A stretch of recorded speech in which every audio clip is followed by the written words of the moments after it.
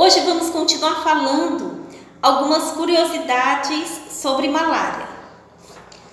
Doutora, por que é importante pedir o exame de G6PD para os pacientes com malária? Então vamos entender. Quando uma pessoa não tem a G6PD no corpo, quando ela tem a deficiência de G6PD, e ela foi diagnosticada com malária e precisa usar primaquina, que é uma das medicações que tratam a malária, nós temos que saber se essa pessoa tem ou não a deficiência da G6PD.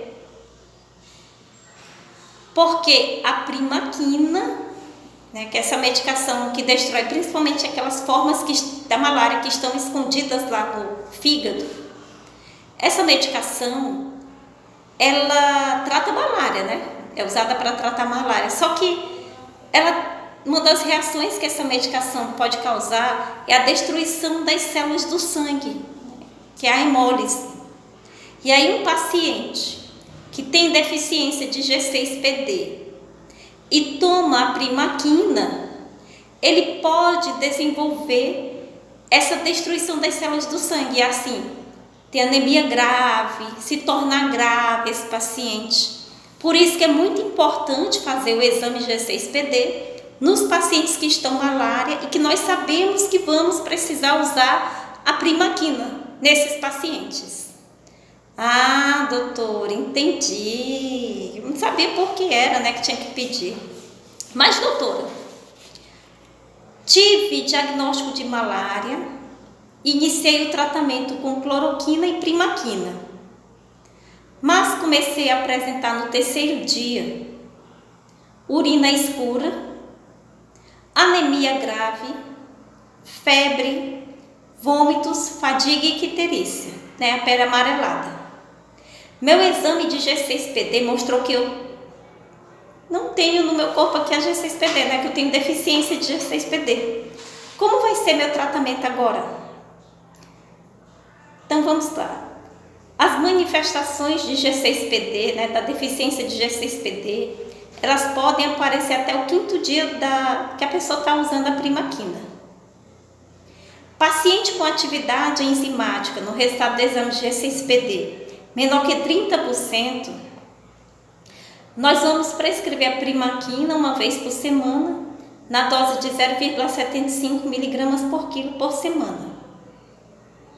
Lembrando que a primaquina é ajustada por peso, 0,75 mg por quilo por dia, e ela deve ser iniciada no 4º dia após a cloroquina.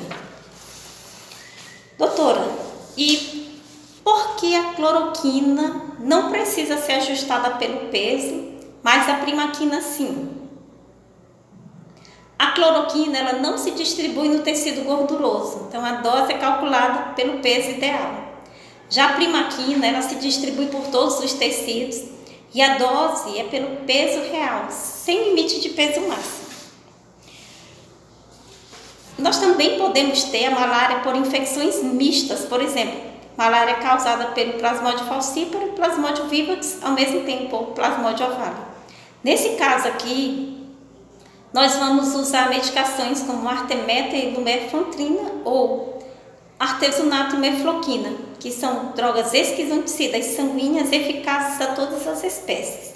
Junto com essas medicações aqui, nós vamos usar a primaquina por 7 dias, que é fazendo o tratamento radical. E essa primaquina ela vai servir para tratar o Plasmodium vivax, que nós vimos lá nos outros vídeos que eu passei, que quando nós tivermos pacientes com malária por Plasmodium vivax, nós temos que matar tanto os esquizontes que estão no sangue, quanto os esquizontes que estão nos tecidos, quanto os hipinozoítos que estão no fígado lá escondidinhos, para que o paciente não fique tendo recaída. Então, nesses casos aqui, nós vamos usar esse esquema de tratamento. Doutora, estou aqui com um paciente que já tratou malária causada pelo Plasmodium falciparum há mais de 42 dias e apareceu de novo. Só E aí quando a gente fez de novo aquele exame da gota espessa, lá no exame, lá na lâmina, foi visto o parasito do exame de gota espessa, tanto forma sexuada quanto assexuada. O que fazer? Então, nesse caso aqui, que o paciente está tendo de novo malária pelo Plasmodium falciparum, nós vamos tratar novamente, como se fosse um caso novo, independentemente dos sintomas. Ah, doutora, e se o exame da gota espessa desse paciente continuar positivo após o 3º dia de tratamento? Então, isso aqui eu estou falando tanto no caso de que o paciente está fazendo o primeiro tratamento ou que o paciente está tratando novamente.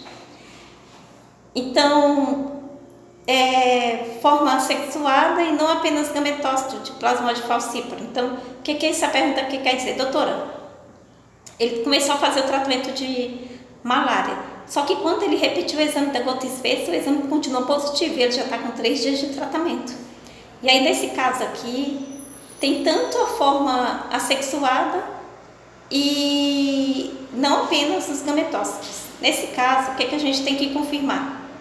Se eu está tomando remédio certinho, esse tratamento está correto mesmo? Deixa eu ver aqui se ele está tomando as medicações corretas, se foi feito o diagnóstico correto.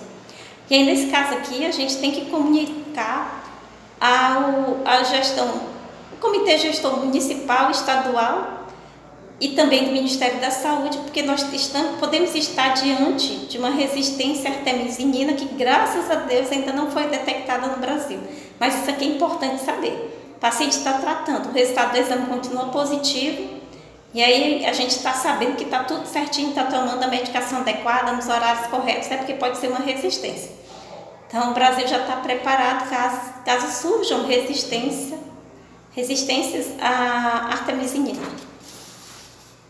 Doutora, e se a pessoa tiver recorrência por Plasmodium falciparum?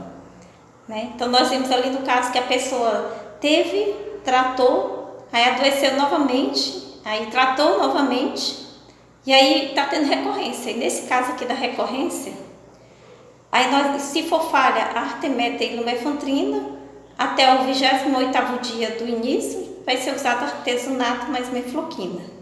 Se houver falha ao artesunato e mefloquina até 42 dias do início do tratamento, a gente vai usar artemether e lumefantrina.